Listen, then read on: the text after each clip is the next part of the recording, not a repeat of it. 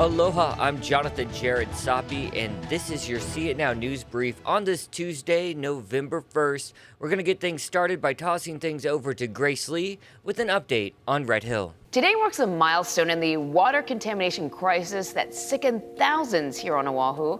About a year after petroleum was found in the Navy's water supply, the military will submit its plan to close the Red Hill facility to the Hawaii State Department of Health. Today's the deadline for the Navy to turn it in. The Navy is holding a news conference at 1 o'clock this afternoon with the Assistant Secretary of the Navy and the Navy Region Hawaii Commander. We're going to bring that to you live on our digital platforms when it happens. This comes as the Navy works on the first phase of defueling. That's removing fuel from the pipelines. To date, we're told that more than 920,000 gallons have been drained, but military officials say the process has been slower than they expected because of low pump flow rates. It's now expected that all the fuel will be removed from the pipelines by Wednesday. We are exactly 1 week away from the general election. On Oahu alone, more than 120,000 mail-in ballots have come in so far.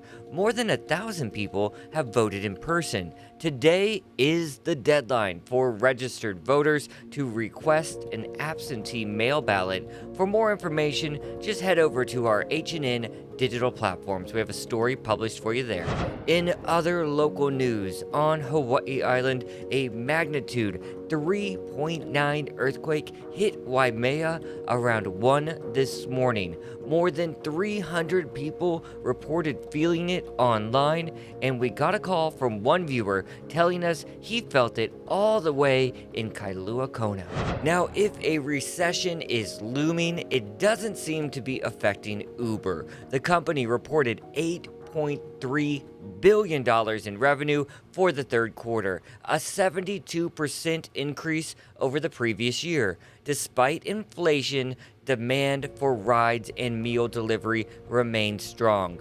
The number of trips taken during the quarter grew 19%, adding up to about 21 million trips per day. Uber Eats revenue increased 24%.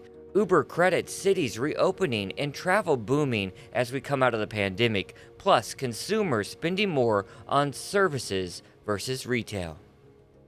That's going to do it for your See It Now News Brief on this Tuesday. Coming up at noon on This Is Now, a severe weather update. The Philippines hit hard by tropical weather. More than 100 are dead and dozens are missing. That update coming up at noon. This See It Now digital news brief is sponsored by Long's Drugs, bringing our heart to every moment of your health.